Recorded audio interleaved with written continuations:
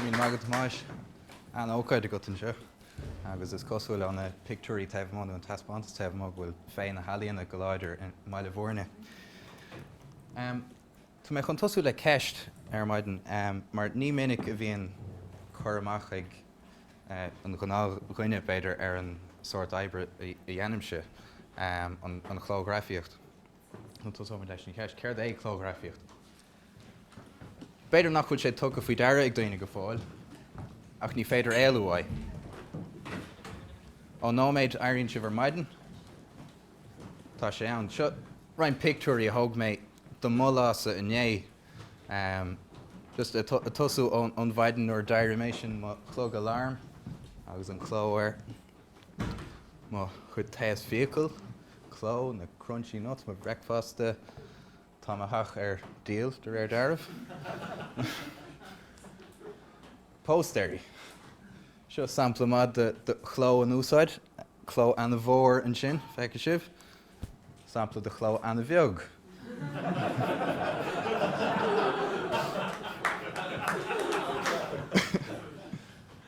Ar do fón sa Gcóláiste, déanach an sin, tuile póstéirí, cóthraí bóthir, póstéirí beer garden mór, íontach.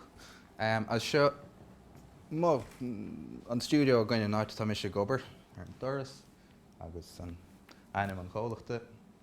As fiú tróna, as sú tríad de scí a ligean, muid fós a brenn ar cló an tamar fad. So bíon clólinn ar daobh gach nóméid don ná, gacháid. Ach ní rud é is smaoineann an chuid is mó dúin faoi go minic nó fiú a chorbe. Ach ní muid capaí ar smaoine bhar. Is alíonn rúnda atá sa chlóghrafíocht. Alíonn na Chumarsáide fu thráchtas sin an focail, subliminal communication atá gceist an seo. So tuair mé san bhíonú beagdíobh just ar an bhocail hain. So cló, type. Séir is clóghrafíocht an ná an technic nó an ceard a bhaininn le cló a legan amach, cló a dhearad as an nua, litricha a dhearad, nó crothanna na litricha a bhúnlú nó a athrú le teachtareacht na bhocla a athrú nó teachtareacht difriúil a chur nniuil. So tá cló nó cló orne ar nós daoine. Daoine arda, daoine rabhra, daoine tanaí, daoine sort aisteach, daoine galanta, agus gailgeoirí ar ná.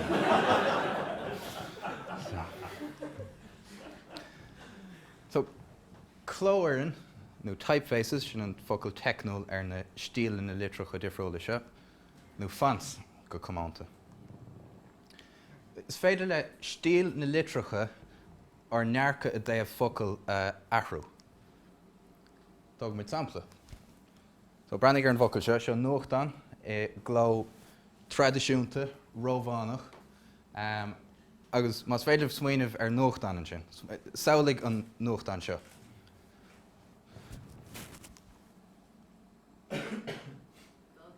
Ní sin an nuachtan?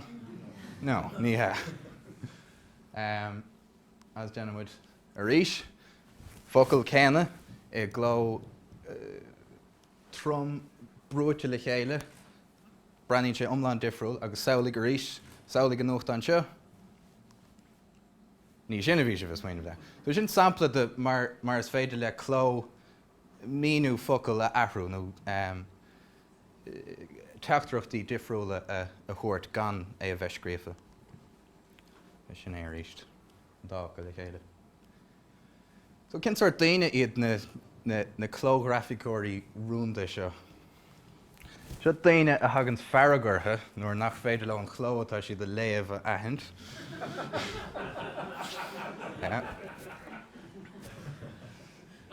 Má bhíonn tríd é oibriúach seo bureau grotesque atá mé gúsáid. Daoine a bhfuil tí ar ecann siad litricha leis an spás mí cheart atara. Tarlíonn sé seo don. Typomaniacs. Bhaist Eric Speakerman, clóghrafaiceoir clúite in 1985. Agus is áile marrá gur duine dus na daine seo mise. Hello. Is Naoise Ó Conchubhair sanam domsa. Tá mé tucha de litreacha le níos mó ná sé bhliana anuas. So, tis bhaine mé inis cuid do mo chuid obair hain, Díobh. Ó lá go lá is Dearthóir graficeach mé. Ní chaith aimseartha nó ceard é an clóghrafíocht gur féidir mór an airgid í anamh as, mór gúil tú anamh aige agus caiimí admhaid nach bhfuil mé magalir le airgid í anamh as go fáil. So is Dearthóir graficeach mé ar hin lei. Tá mé gobar don cholacht Creative Inc. is cholacht Dearthóireachta brande agus an sort sin rud muid. Sar thosa mé iníadm an chéimí ágáil d'obair mé ar fa Bliana le Archíbo. Is cholacht seirbhís idirlín iad Archíbo an ceannas na cholachtaí is smó satír dréir na himhreacha ar léad. As nuair bhí mé sin d'obair mise mé hain ar seo obair liomsa roinnt tionscanmh simúla.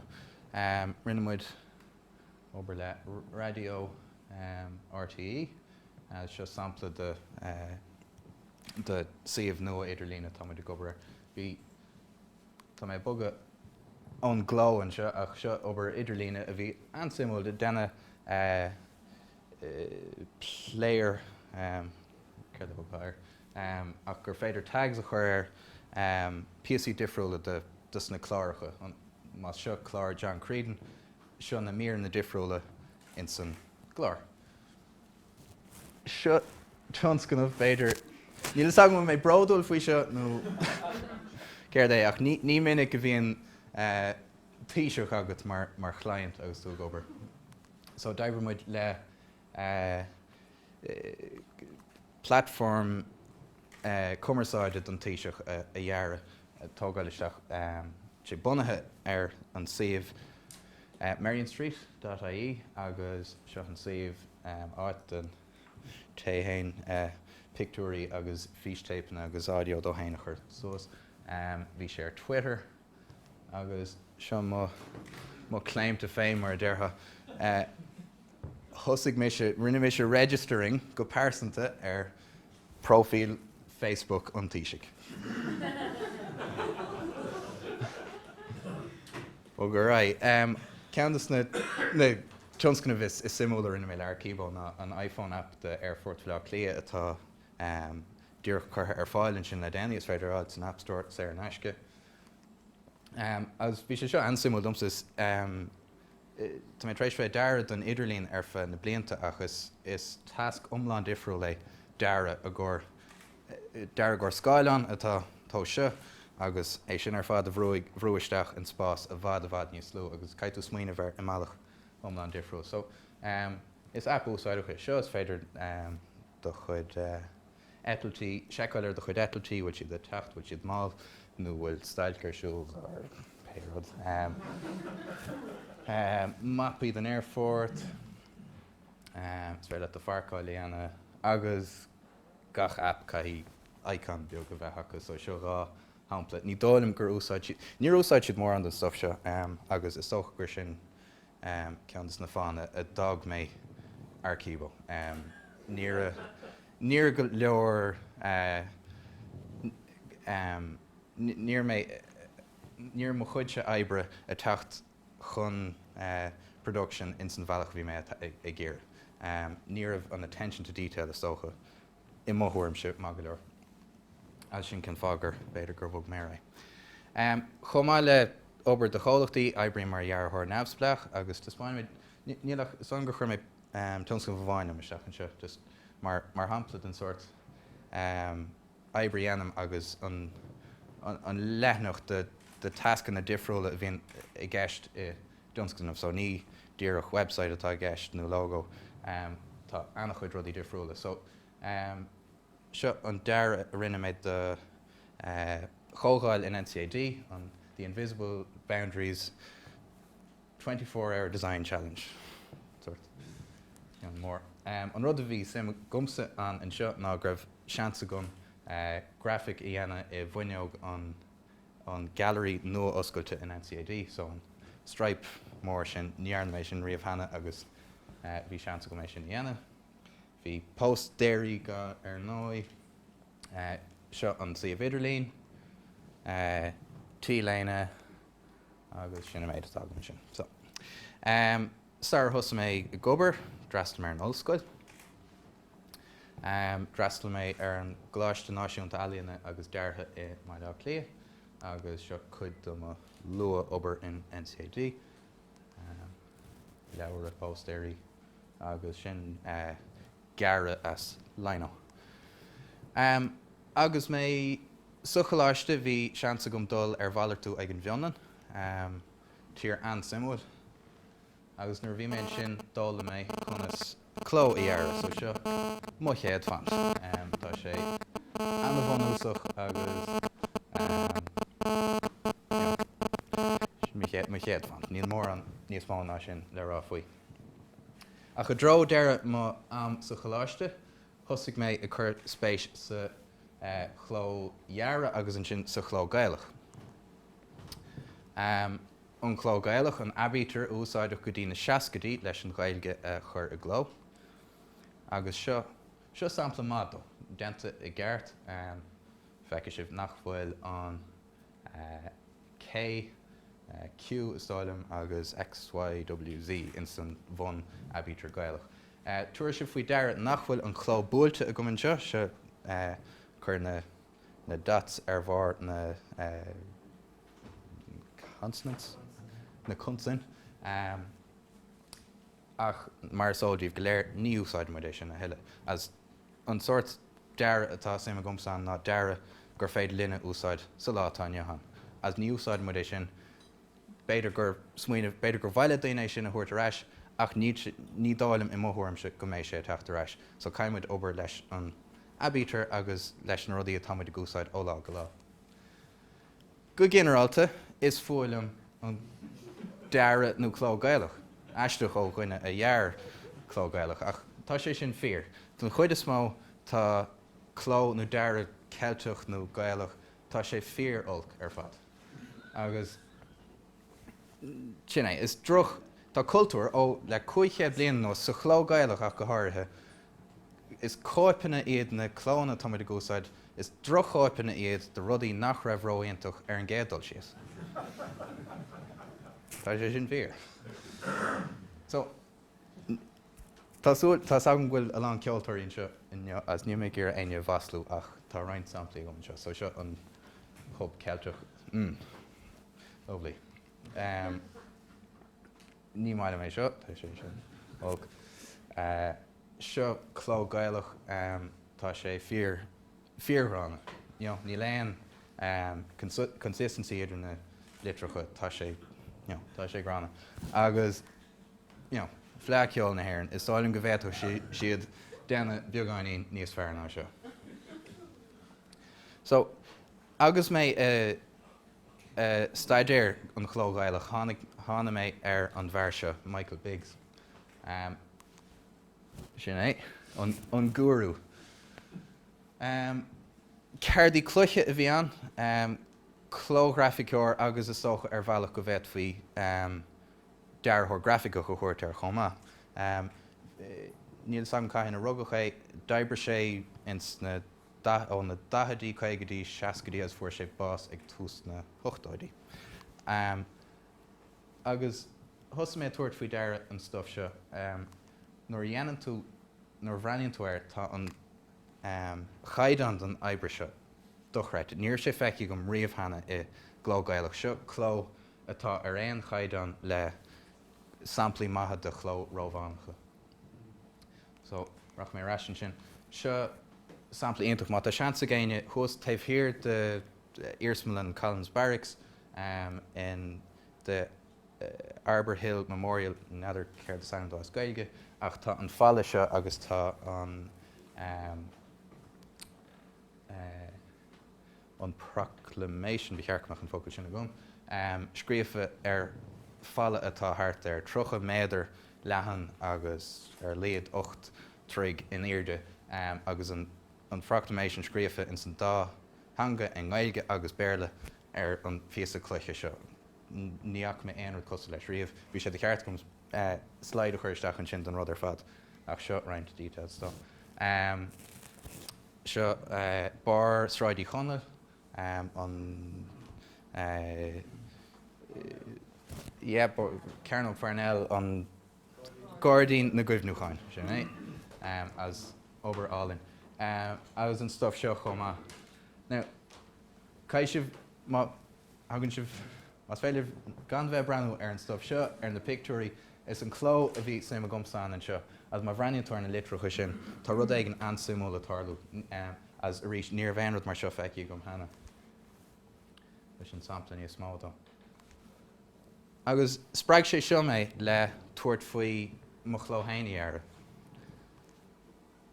As bei seo má thionscan of céime a tríd san ollscoil. An slide céan a rís ach is mise a haring na litreacha seo is cóipeanna iad de obair Michael Biggs agus bei seo tús mothoras a dro clóir in the air. So why sin hosa me taringt me hain ar fápéir a dús sin leis an riomhara agus trí na litreacha a haringt tháinig mé ar chuncheap chuncheap taobh hir den chló níos mó na dír crochan in na litreacha agus rinne mé é seo ní sin an seán an bhí mé capi a bhí chun techt suas.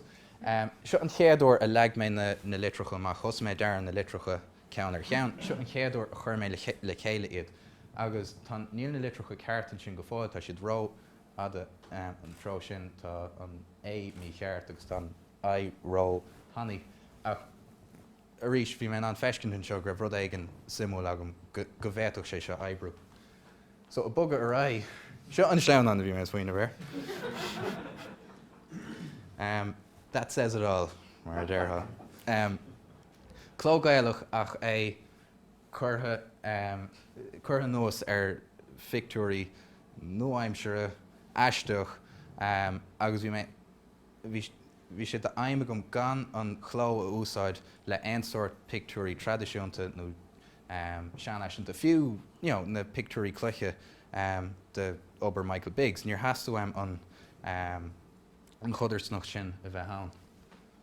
So seo sampla eile an chló úsáid le greengraph na fashion agus neadar aine rudí eile. As mé treis mé hain a contradictáil an sin. So insular a thug mé ar an gló seo agus seo na bun litreacha bhí tá a bhd níos mó ná seo ann ach seo na bun litreacha is cló éon chás atá sin éidir rá nach cín litreacha nó nach litreacha beaga atá. As is rud é sin a thuras tú faoi Dearadh dul siar ag an leabhar cananis seachas na príomh litreacha ag tús gach slucht seachas sin tá an rud tá an script scríofa in éon chás a bhain. Agus seo tuileadus na charachtar tá na Náisiúnta fada ar fada go sin agus rancín aisteacha. Is féidir an chló seo úsáid le aon féidir tá béitú an é úsáid le aon teanga ceilteach eile. So an Y an sin mar hampla sáin go dagann sé sin an bhreatanis agus tá an chornis agus rudí eile mar sin tógus an áirimh go min seo. Seo na lán stadanna an clóghrafaiceoir rinne mé na himhreacha chomá. Go techniúil ní léon bhaint ag na litreacha agus na himhreacha le chéile. Tagann na litreacha an áis is stáilim ar na himhreacha go mnéisce agus na litreacha tagann siad ó éireann nó ó an ráibh nó sin de ach rinne mé iirecht go méidís ar an stíl céime. So seo roint samplaí dus na litreacha an ár bhí mé is maiile ár caiim mé rá. An G tá an G sort aisteach ach seo mar sóldíobh G gaileach ach G gaileach déanta ar bhealach atá Nua-Aimseartha. bhí sé seo mar fios a deara bhí sé sin an deacair agus ní dáilm go fáil go sé ghuilann cheist ón aib réiti agam I gceart ach tá sé simúil fós hain. Seo an deirtar gur béin an character is tábhachtaí in éon chló éireann mar sé chéad litir atá agus tagan stíl na litreacha eile deaganná ón nuas féidir an chuid is mád an stíl leiscin den sin. Tá sé seo loméis se hena hain tuairfí deir nach bhfuil an chló búilte agam an seo. An rud a rinne mé ná an anad an chló búilte in éon go ná chló éireann feice tú nuair chuireann tú F agus I le chéile búlann siad le chéile in mbealach nach bhéach an ceart agus in éon chló éireann ceart bei ligature a thugann siad ortha de F agus I gramí le chéile in mbealach a aibrionn I gceart. Tá sin go nárad le mo chlósa sucha aige úsáid muid an H-na agus dusna litreacha ar nós an DH nó an GH agus an TH na litreacha a tháinig le chéile I gceart rinne mé ligatures dóibh agus is character an hain iad go bheith fí úsáid suchas nuair atá tú úsáid an H. Litreacha an S agus an H níor bhéin ní hagann siad le chéile in mbealach gur gá iad a cheangail níor bhéin gá leis nó an CH mar hampla. Seo an GH agus anta bra mór. So an cur láthair nuair bhí an chló cur le chéile gom bhíarm a hispáint sa gColáiste nó a chuir hispáint in san tispáintas dear na Bliana agus seo mar rinne mé. Chuir mé le chéile leabharán is tá rá thaobh leis an leabhar tá sé gramí le chéile in gatefold a thugtar ar as béarla. Taobh clé tá leabhar faoi scéal an scéal taobh hiar den chlós conas mar tháina sé le chéile agus ar an taobh eile tá leabhar faoi na sonraí na mion sonraí a bhain le crothanna na litreacha. Bhí sé ar fad an sin chur isteach I gása agam bhí tú anna thógan amach le píosa téad mar sin as bhí CD leabharán bhí póstéir sáil meiste an fearta éiscin sin le úsáid at this point do rinne na húsáid na difriúla déadfó an chló úsáid an. Chomáile sin chraimigh mé na litreacha leis an bhaile agus is idea aontacha bhíonn seo agus mé tosú amach go dtí greibhrim dul agus gach spás gach píosa nach bhar an bhaile a fiocha amach le scalpel as níor sé sin go deas. Seo picture eile don leabhar. Agus inar na dála in iad má chéim a bhaint amach fuair mé dúis an IDI Chéimí na Bliana ó Institiúid Dearthóirí Éireann. Agus seo mé sé.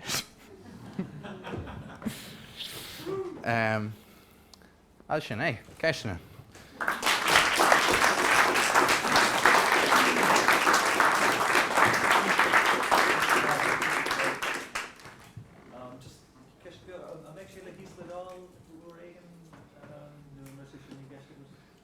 Seo ceiste chuir an Landain orm agus an reagra ná béidir lá aigean ach níor bheith sin an point. Níor mé a ggéire ní an aimime bhí gom ná chló go bheith fhí úsáid a chrothú nó níor méid ggéir aige déanamh. Is taide níos mó aonar do bhí an. Dóla mé annachchuid faoi conas chló gailecha úsáid a mealacha tá Nua-Aimseartha agus is tócha freigar na ceiste ná caithfí mé dul inis agus chló go bheith fí úsáid níos éasca a dhearra. An bhealacha tá an chló deartha is term mBaile, it's a display typeface agus na húsáid na bheith agat don chló seo tá sé anna na chuún ní aibrionn seach in raincásna bheith chum rud éigean níos leithne ná sin na dhearra lena chuir ar fáil.